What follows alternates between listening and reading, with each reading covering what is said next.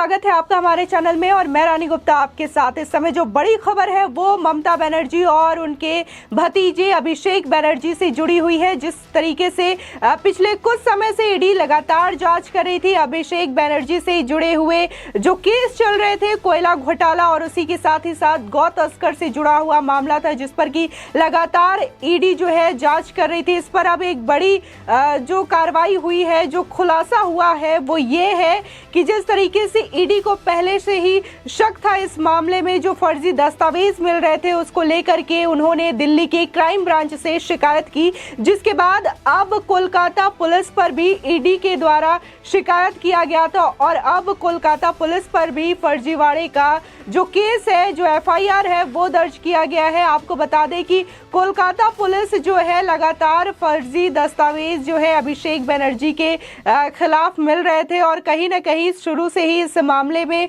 जो एक संदिग्ध चीजें पता चल रही थी वो ये थी, और जिसके बाद अब लोग भी कह रहे हैं कि ममता बनर्जी जो है, टीएमसी सरकार जो है, राज्य सरकार पुलिस को अपने फायदे के लिए इस्तेमाल करती है। और ये बात सिद्ध हो जाती है कि किस तरीके से अभिषेक बनर्जी के बचाव के लिए कोलकाता पुलिस ने फर्जी दस्तावेज जो है वो दिखाए थे। और अब जिस तरीके से ईडी ने जांच की मांग की थी दिल्ली क्राइम ब्रांच से, तो अब ये मामला खुलकर सामने आया है। आपको बता दें कि पिछले कई दिनों से अभिषेक बनर्जी के खिलाफ लगातार कोयला घोटाले में जांच हो रही है, ईडी के द्वारा ये जांच की जा रही है। और वहीं दूसरी ओर बात करें तो जिस तरीके से लगातार हिंसा हो रही है 2018 के बाद से पश्चिम बंगाल में, तो इसको लेकर के इसकी जो चीख है वहां की हिंसा की वो अब दिल्ली में भी आ पहुंची है। और दिल्ली के जो वकील है वो लगातार ममता बनर्जी और टीएमसी सरकार के खिलाफ प्रदर्शन करते हुए कल नजर आए और उन्होंने प्रधानमंत्री मोदी से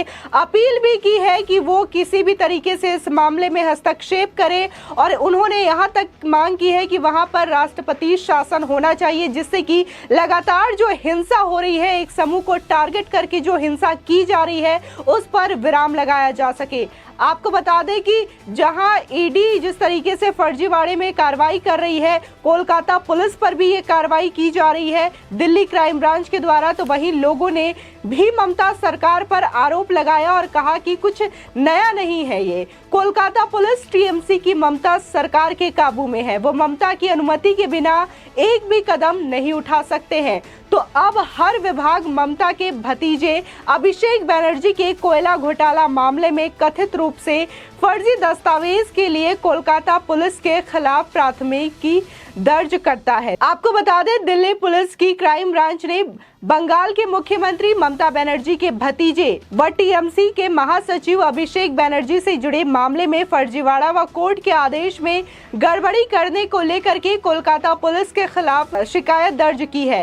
ईडी की शिकायत पर मामला दर्ज किया गया है। वहीं कोलकाता पुलिस का यह आरोप है कि उसने कोर्ट के आदेश को गलत तरीके से पेश किया है।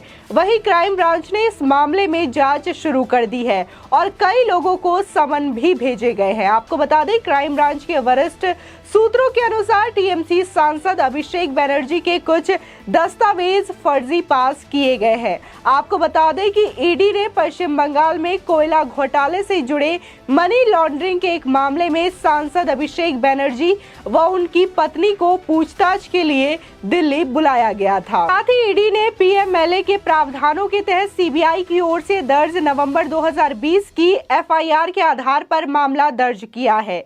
इसमें आसनसोल और उसके आसपास के राज्य के कुनुस्तोरिया व कजोरा इलाके में ईस्टर्न कोलफील्ड्स लिमिटेड की खदानों से संबंधित करोड़ों रुपए की कोयला चोरी का आरोप लगाया गया था। वहीं स्थानीय कोयला संचालक अनूप मांझी उर्फ लाला को इस मामले में मुख्य संदिग्ध बताया जा रहा है। साथ ही ईडी ने यह दावा किया है कि टीएमसी सांसद इस अवैध कारोबार से प्राप्त धन के लाभार्थी हैं। वहीं सांसद ने सभी आरोपों से इनकार भी किया है। आपको बता दें पुलिस अधिकारियों के अनुसार जब कोर्ट ने विवादास्पद क्लिप में कथित तौर पर सुने गए ईडी अधिकारियों की आवाज के नमूने मांगे, तब कोलकाता पुलिस ने अदालत के आदेश को ईडी को कुछ संपादन के साथ भेजा। कोर्ट ने आवाज के नमूने मांगे, लेकिन उनमें एक महत्वपूर्ण पहलू संबंधित व्यक्ति की सहमति का भी उल्लेख किया गया था। अलीपुर कोर्ट कोलकाता ने ईडी अधिकारियों, खासकर संयुक्त निदेशक कपिल राज को कोलकाता पुलिस के सामने पेश होकर आवाज के नमूने देने को कहा था। वहीं कोलकाता पुलिस ने कोर्ट के आदेश के प्रति कई बार ईडी को भी भेजी थी। साथ ही ईडी का कहना यह है कि जब कोर्ट का दरवाजा खटखटाया गया, साथ ही आदेश की मूल प्रति को प्राप्त की, तो उसमें इस बात का उल्लेख था कि आवाज के नमूने तभी लिए जा सकते हैं जब अधिकारी अपनी सहमति दे। आपको बता दें, पुलिस अधिकारियों के अनुसार ईडी का कहना था कि सहमति वाला हिस्सा कोलकाता पुलिस की ओर से भेजे गए आदेश के प्रति में नहीं था। ऐसे में कोलकाता पुलिस ने कोर्ट के आदेश को गलत तरीके से पेश किया। जिस तरीके से इल्जाम लग रहे हैं फर्जी दस्तावेज को लेकर के, और जो ऑडियो क्लिप की भी बात हो रही है, उसमें अधिकारी की सहमति तक नहीं ली गई।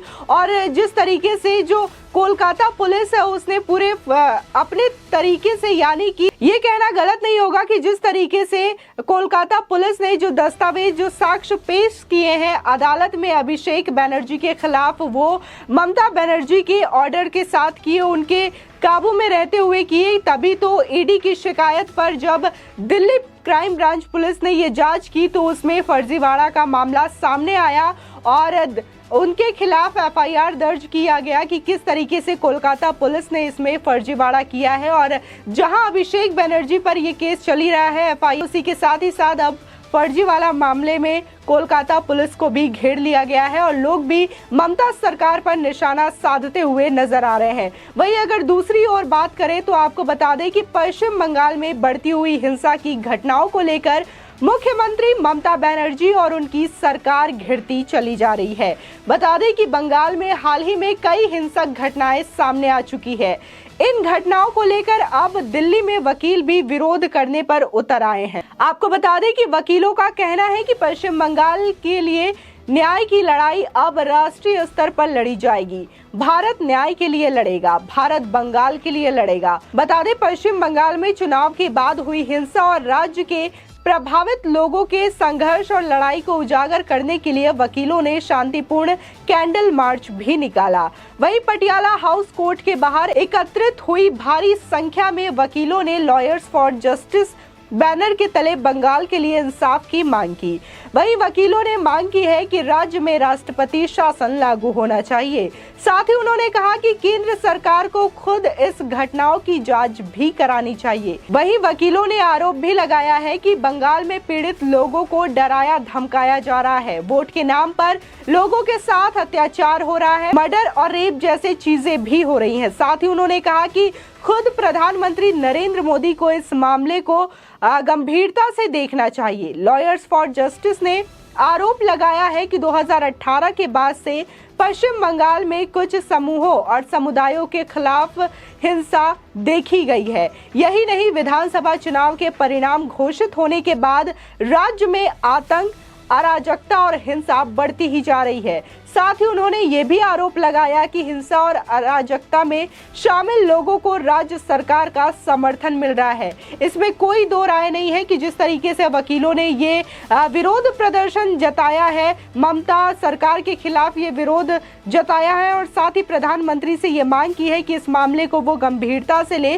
तो हम अगर बात करेंगे कि जिस तरीके से वहाँ पे इलेक्शंस हुए हैं, वहाँ पे कई ऐसे लोग थे जिन्होंने एक समुदाय को टारगेट किया और साथ ही उनको उनकी हत्याएं भी देखने को मिली और किस तरीके से आए दिन बंगाल में ये चीजें देखने को मिलती है और ममता सरकार जो है इस पर चुप्पी साधती है। वही कहना ये गलत नहीं होगा कि राज्य सरकार का इनको समर्थन मिलता है, तभी इतनी ज्यादा संख्या में इस तरीके की हिंसक घटनाएं वहां पर देखने को मिलती है। और जिस तरीके से अभिषेक बनर्जी पर अब ईडी के साथ ही साथ दिल्ली क्राइम ब्रांच का शिकंजा कसता जा रहा है, तो अब इस सवालिया घेरे में ममता बनर्जी भी नजर आती है, टीएमसी सरकार भी नजर आती है, क्योंकि टीएमसी सरकार वो पूरी तरीके से बंगाल को काबू में कर रखा है और साथ ही उसकी जो पुलिस प्रशासन है वो भी बंगाल सरकार के काबू में है। आपकी इस खबर पर क्या राय है, हमारे कमेंट सेक्शन में जरूर बताएं। आगे की और भी अपडेट के लिए चैनल को सब्सक्राइब करना ना भूलें।